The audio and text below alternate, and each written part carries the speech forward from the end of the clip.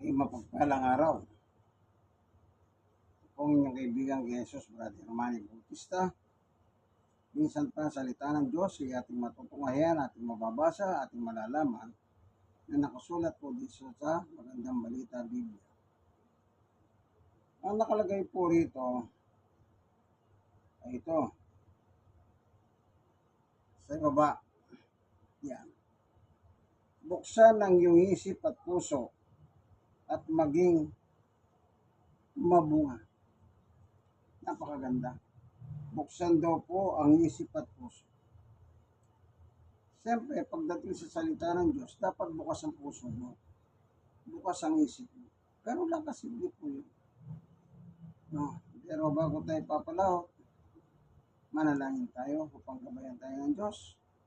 Aming Diyos na makapangyarihan sa lahat. Minsan pa, samahan mo po kami, samahan mo po ako sa aking pagbubulay ng Ebanghelyo sa oras na ito. Salamat po sa pangalan ni Jesus. Amen. Sometimes sinasabi ko po, ang payong at ang isip natin ay pwede magkatulad. Yung payong pag umulan, buksan mo, may panangga ka sa ulan para hindi ka mabasa. Pag mainit ang panahon, buksan mo payong mo para huwag kang mainitan. Pag mayroong mga aso, pwede mong gamitin ang payong para pantabon. Lahat napaka-usable siya sa madalit salita. Ganon din dapat ang ating utak. Huwag nating ayahan ng utak natin parang stagnant siya. Gamitin natin ang utak natin. Buksan natin ang puso natin, ang isip natin sa katotohanan. Ano po, hindi, kasi yung iba siya dumaselan. Kagaya ng Biblia, siyempre, saan ba na nagmumula ang pananampalataya ng tao? Sa Bible. Through Bible, sa iyong pakikinig, magkakaroon ka ng kaugnayan sa Diyos sa pamagitan ng pananampalataya. Basahin natin yung Roma. Anong nakasulat dito?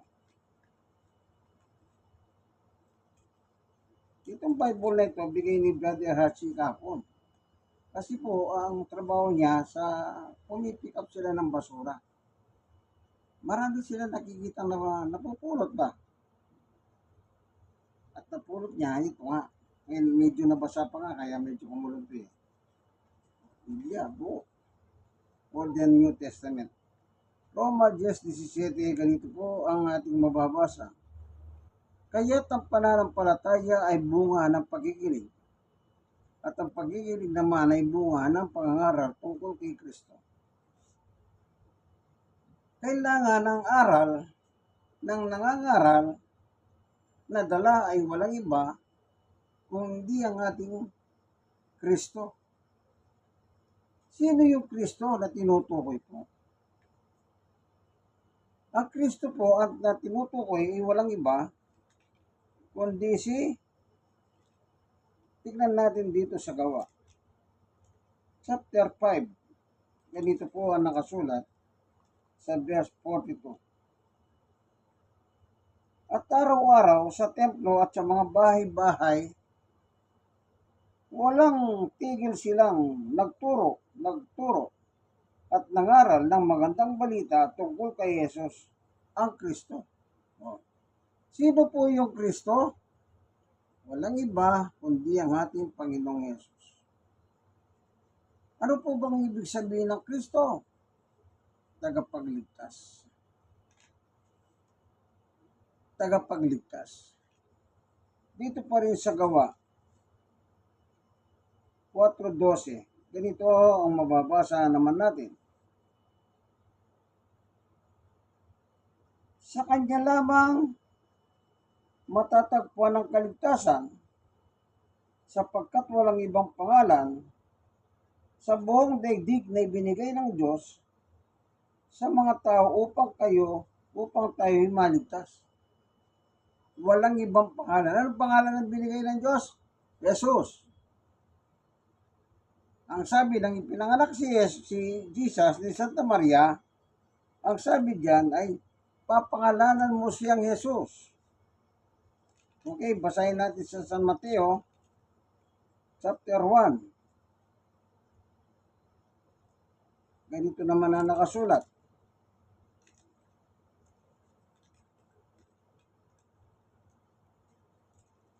Chapter 1. Sa 18, ang basa, tuloy-tuloy lang. Ito ang naganap ng ipinanganak si Yesu Kristo, si Maria na kanyang ina, si Jose at Jose nakatakda ng magpakasal. Ngunit bago sila makasal, nagdadalang tao na si Maria sa pamagitan ng kapangyarihan ng Espiritu Santo. 19. Subalit dahil isang matuwid na tao ito si Jose na kanyang mapapangasawa, ay ayaw nitong malagay sa kahihiyan si Maria. Binalak niyang iwalayan ni si Maria ng palihim. Verse 20, ngunit habang pinag-iisipan ito ni Jose, nagpakita sa kanya sa panaginip ang isang anghel ng Panginoon. Sinabi sa kanya, Jose, anak ni David, huwag kang matakot na pakasalan si Maria, sapagkat ang sanggol na dinadala niya ay mula sa Espiritu Santo. 21. Magsisilang siya ng isang batang lalaki at Jesus ang ipapangalan mo sa sanggol sapagkat ililigtas niya ang kanyang bayan sa kanilang mga kasalanan. No? Ano daw po si Jesus? Tagapagligtas siya, Kristo. Ililigtas niya ang kanyang bayan, ang sabi ng anghel. 23. Nangyari nga ang lahat ng ito upang matupad na sinabi ng Panginoon sa pamamagitan ng propeta. 23. Maglili ang isang birhen at magsisilang ng isang sanggol na lalaki at tatawagin itong Emmanuel. Close parenthesis, ang kahulugan nito ay kasama natin ang Diyos. 24. Nang magising si Jose, sinunod niya ang utos ng anghel ng Panginoon at pinangalanan niya at pinakasalan niya si Maria.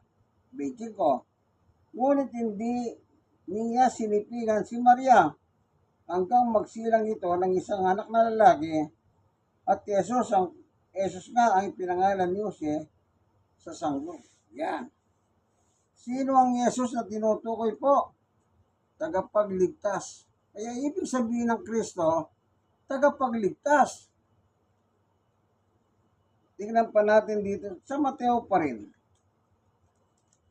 Dito sa chapter 16, ganito po naman ang mababasa natin. 16 sa 13, tuloy na basa. Nang dumating si Jesus sa bayan ng Cesarea ng Pilipos, tinanong niya ang kanyang mga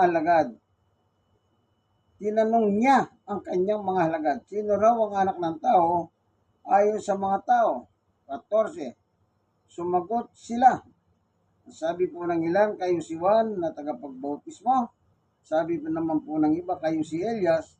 At nagsabi po sa inyo, si Jeremias o isa sa mga propeta. 15. Tinanong uli sila ni Jesus, ngunit para sa inyo, sino ako? Sumagot si Simon Pedro, kayo po ang Kristo, ang anak ng Diyos na buhay. 17.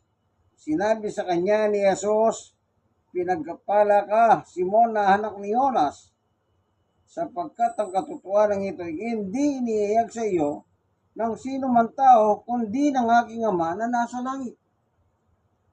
Yan palang sagot ni San Pedro na magtanong si Jesus, para sa inyo, sino ako? Kasi ang tanong ng una, sino ang anak ng tao sa ayon sa mga tao? Sabi ng iba, ikaw daw si Elias, si Juan nagbabautismo, o isa sa mga propeta. Kaya tingin nila sa kanya, isa siyang tao na gaya ng mga propeta. Kaya nagtanong siya, para sa inyo, sino naman ako? Maliwanag ang sagot ni Pedro. Ikaw ang Kristo, ang anak ng Diyos na buhay. Ngayon, yung ba sagot ni Pedro na yon galing talaga sa kanya? Hindi po. Ulitin ko Anong sabi rito? Sa chapter 17. Nung nakalagay. Sinabi sa kanya ni Jesus, pinagpala ka. Kausap niya po si San Pedro. Simon na anak ni Jonas. Ang Pedro po dito, si Simon. Sapagkat ang katotohanan ito ay hindi iniiyag sa iyo ng sino man tao, kundi ng aking Ama na nasa langit. Yan palang sagot ni Pedro, ikaw ang Kristo, ang anak ng Diyos na buhay, ayon sa tanong ng mismong Panginoong Yesus sa kanya. Salita pala ng Diyos yun. Ginamit niyang Diyos ang bibig ni Pedro. You are Christ, thou Christ, the Son of the living God. Maliwanag po, ang Diyos mismo ang nagsabi na itong Jesus na pinanganak ni Maria, na tinawag ni Jesus, ni Jose, siya po pala ang Kristo, ang tagapagligtas nating mga tao. Kaya, ang sabi ni Pablo sa Roma 10:17, nagkakaroon lamang po ng kaugnayan ng isang tao o nagkakaroon siya ng pananampalataya kung may mga ngaral. Ang aral na dala ay walang iba kundi ang Yesus lamang. Kay Yesus lamang matatagpuan ang ating kaligtasan. Ang kanyang pangalan lamang ang ibinigay ng Diyos sa silong ng langit. So maliwanag po, ang Yesus ay tagapagligtas. Kailangan ang pakikinggan mo pala yung aral. Aral tungkol kay Yesus. Pero nangyayari po, ang dala ng mga tao, ng mga ibang reliyon, ang aral nila ay yahong doktrina nila. Bawat simbahan may kanya-kanyang doktrina. May kanya-kanyang doktrina. Halimbawa, yan dating may doktrina yan, matagal. Yang Iglesia ni Cristo, may doktrina din yan, matagal. No. At iba pang mga reliyon. Hindi. Kailangan, ang dalhin mo yung nasa Biblia. Ang ipakilala mo sa tao, yung nasa Biblia. Tingnan natin ang Panginoong Jesucristo. Nang kausap niya si Apostol Pablo, nang itinalaga niyang apostol. Tingnan ninyo ang sinabi ni Jesus. Okay? Saulo or Pablo. Ganito po ang nakalagay sa 26 ng Gawa, 12. Tuloy na basa. Yan ang layunin ng pagpunta ko sa Damasco, taglay ang kapangyarihan at paintulot ng mga punong pare, 13. Nang katanghalian tapat abang kami naglalakbay, nakita ko, Aring Agripa, ang isa nakakasilaw na liwanag mula sa langit. Ito'y maliwanag pa kaysa araw. Totoong nakakasilaw ang liwanag sa paligid namin magkakasama. 14. Kaming lahat ay natumba sa lupa at narinig ko ang isang tinig nagsasabi sa akin sa wikang Hebreo, Saulo, Saulo, bakit mo ako pinag-uusig? Sinasaktan mo ang iyong sarili sa ginagawa mong iyan para mong sinisipa ang isang bagay na matulis. 15. At tinanong ko, sino po kayo, Panginoon? At kanyang sinabi, ako si Jesus, na iyong inuusig. 16, tumayo ka. Nagpakita ako sa iyo upang italaga ka bilang aking lingkod at magpatuto tungkol sa mga nakita mo ngayon at sa mga ipakikita ko pa sa iyo. 17, ililigtas kita mula sa mga kababayan mong Hudyo, gayon di sa mga entil kung saan kita isusugo. Imumulat mo ang kanilang mata, ibabalik sila sa kaliwanagan mula sa kadiliman, ililigtas sila sa kapangyarihan ni Satanas at ibabalik sa Diyos.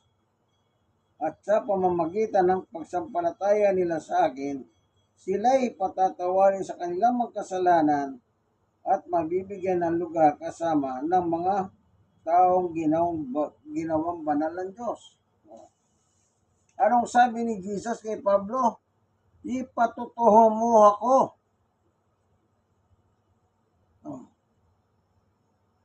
Kaya si Pablo, nung nangaral siya, wala siyang ibang pinangangaral, kundi si Jesus. Mana pa, meron pa siya sinabi. Dito sa unang Korinto, ganito ang nakasulat. Unang Korinto chapter 11 verse 1. Tularan ninyo ako gaya ng pagtulad ko kay Kristo. Ano sabi ni Pablo? Tularan na ninyo ako gaya ng pagtulad ko kay Kristo. Sinong tinularan ni Pablo? Si Jesus. Kaya si Jesus ang kanyang pinangangaral sa kanyang panahon. Kaya dapat yung nakasulat sa Biblia kung sino si Jesus, lahat yan paniwalahan mo kung anong binabanggit ng Biblia patungkol kay Jesus. Yung iba naniniwala naman sila sa Biblia, gumagamit silang Biblia. Pero hindi lahat na nakasulat sa Biblia patungkol kay Jesus, pinaniniwalaan nila. Bukod sa hindi na nila pinaniniwalaan, kinokontra pa nila at gumagawa pa sila ng kanilang sariling mga doktrina. Tingnan nyo po yung mga ganyang klaseng reliyon. May nagsasabi, si Jesus daw, naniniwala silang anak ng Diyos. Naniniwala silang tagapagligtas. Pero, ang sabi nila, ayon sa kanilang doktrina, hindi Diyos si Jesus kailanman, kundi tao. Isipin nyo yan. Ang paniwala nila sa ating Panginoong Yesus, tao. Gaya natin, gaya nila. Hindi daw po siya Diyos. Pero sa Biblia, tinatawag siyang Diyos. Unang 1, chapter 1, verse 1, 2, 3, 4. Basahin po natin. Ganito po ang ating mababasa. Ayon kay San Juan. Unang 1 o unang sulat ni Juan, chapter 1, verse 1. Sumulat kami sa inyo tungkol sa kanya na sa simula pa siya na ang salitang nagbibigay buhay. Siya ay aming narinig at nakita, napagmasdan at nahawakan. Dos, nahiyag ang buhay na ito, nakita namin siya, pinatutuhanan namin at ipinangangaral sa inyo ang buhay na walang hanggan na kasama ng Ama at nahayag sa amin. Tres, ipinahayag nga namin sa inyo ang aming nakita at narinig upang makasama kayo sa aming pagkikisasama at sa kanyang anak na si Yesu Kristo. Isinulat namin ito upang malubos ang aming kagalakan. Dito pa rin po sa chapter 5, verse 20. Nalalaman nating naparito na ang anak ng Diyos, si Jesus po yun. At binigyan niya tayo ng pangunawa upang makilala natin ang tunay na Diyos at tayo nasa Kanya na tunay na Diyos. sa kanyang anak na si Jesucristo. Siya ang tunay na Diyos at buhay na walang hanggan. Maliwanag ang sabi ni Juan, si Jesus tunay na Diyos. Pero pag binasa nila yan, di nila pinaniniwalaan. Ganyan po ang maraming mga reliyon. Kanya-kanya silang sariling doktrina. Hindi. Dapat ang aral ng Biblia ang dapat masunod. Hindi yung doktrina ninyo. Sad to say, maraming ganyan. Kaya tatandaan niyo po, kung ano po yung nakasulat about Jesus Christ, the Son of the Living God, maniwala po kayo. Siya po ay anak ng Diyos, nagkatawan tao, nagitulad sa tao, kaya hindi po siya talagang tao na gaya natin. Nagitulad lang po. Amen? Salamat, Panginoon Diyos, sa katotohanan na ibinahagi mo sa amin ng aming tagapagligtas ay walang iba kundi ang Yesus, ang anak ng Diyos na buhay. Maraming salamat po sa pangalan ni Yesus. Amen and amen. Ito po ang inyong kaibigan kay Jesus, Brother Manny Bautista. Ito po ang programang ang Ebanghelyo ng Katotohanan ayon sa Biblia. Amen. God bless po sa inyo lahat. In Christ alone. Bye-bye.